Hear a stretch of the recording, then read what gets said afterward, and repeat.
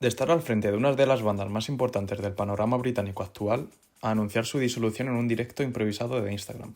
Así se ponía fin a Black Midi.